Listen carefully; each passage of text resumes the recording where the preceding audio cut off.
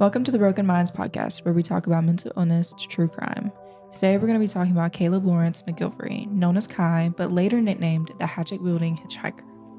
I'm Saturn, and I'm joined by... Son. Michaela. Brianna. From savior to internet sensation to convicted murderer. Just as a disclaimer, this podcast episode contains graphic information that may disturb certain listeners. If anyone wants more information on this case or disclaimers, make sure to check out the description. Kai was born on September 3rd, 1988 in Edmonton, Alberta, Canada. He grew up in the fundamentalist Christian cult with divorced parents. He was molested in his youth, and as a teen, he moved to St. Paul, Alberta, and attended St. Paul Regional High School. So, Kai was born on September 3rd, 1988 in Edmonton, Alberta, Canada. He grew up in the fundamentalist Christian cult.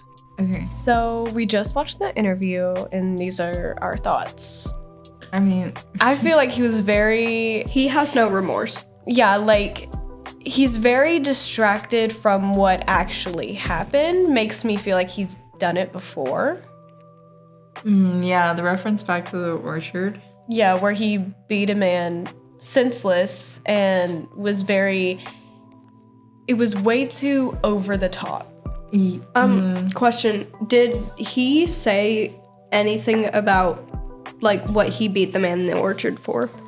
Apparently he was beating a woman, but when he got to him, instead of breaking up the fight, he continued to beat the man until he was completely unconscious and continued to do it even more after that. So... Maybe he has some anger issues. We need to look into that. Okay, I'll do that. But even with the situation that had just went down of him hitting the man with the hatchet, he continued to do it, and that would be considered excessive in court, even if he did get back up. Was he put on trial for like that specifically? Was that one of his counts?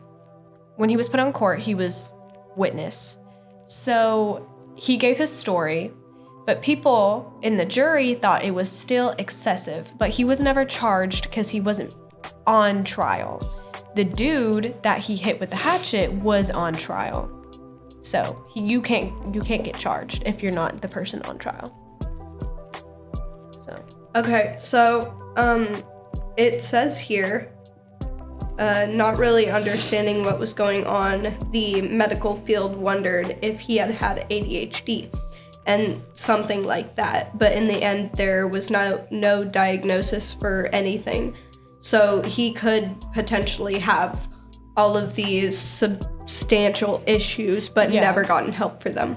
But, he was also on a lot of drugs. Oh, yeah, clearly. Yeah, he was very... he was at least high. Yeah, there was interviews and people talking about, like, him going on TV and stenching of weed. Like, he was always on something. So I think even before his newfound fame for that interview, he was still on stuff.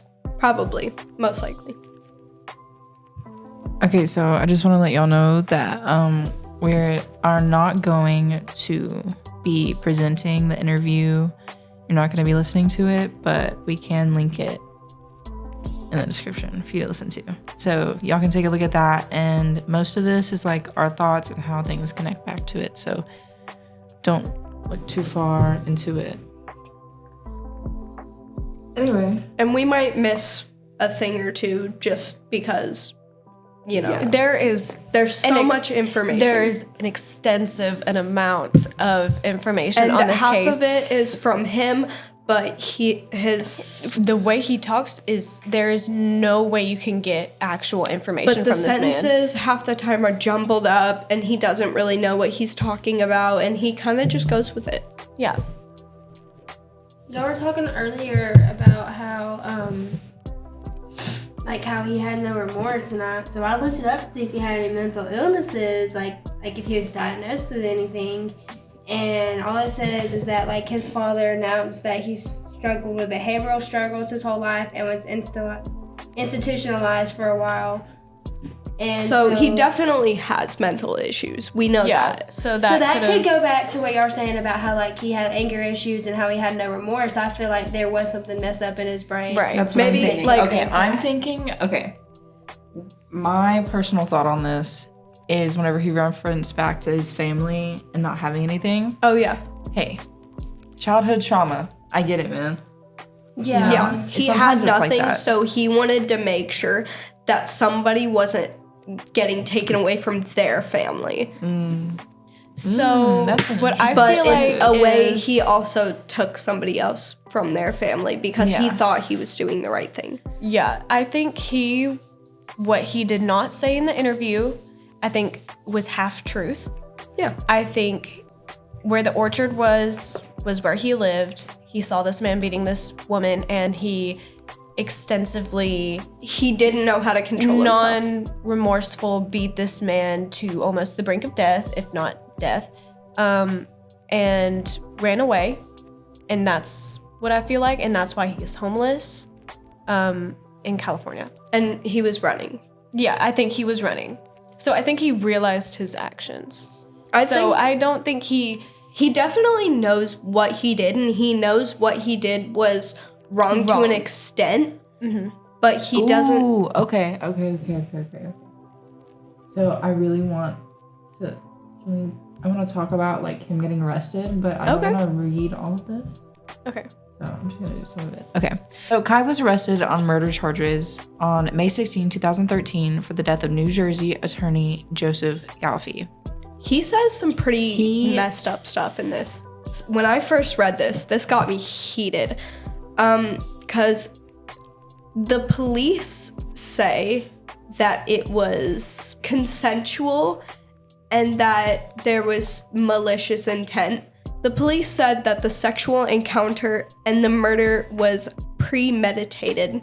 McGalfrey contended that after the viral video in California, he had no need to have sex with a man like Galfy. Kai described as unattractive, stating, "Do you know how many hot chicks? Never mind. Even if I was gay, do you know how many hot guys wanted to screw me after that crap in California? I'm not even being vain. It's just a fact. Like, no offense, but he, Galfy, was not a looker." I have a feeling if it was premeditated, then the attorney, Galfrey, had something to do with the trial for Well, the what thing made is, him we don't know if it was sensational. his attorney or just a random attorney. Yeah, because he wouldn't necessarily need an attorney because he was just telling his story. Yeah. But because it was a little more violent, he could be intertwined with that attorney. Of course, I'm not sure about that.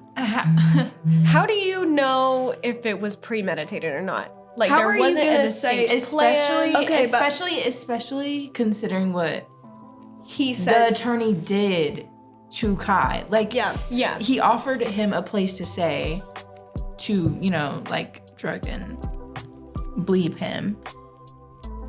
And Kai maintained that he fought with the attorney in self-defense. It's all just like backtracking. But like And- every single time he gets in a mess, he always claims self-defense too. So Yeah. I'm not like downplaying his story or no, like but there was definitely something else that went on. Thank you so much for listening to the Broken Minds podcast. We hope you enjoyed this episode. Like and subscribe for more. Leave your thoughts in the comments. Bye.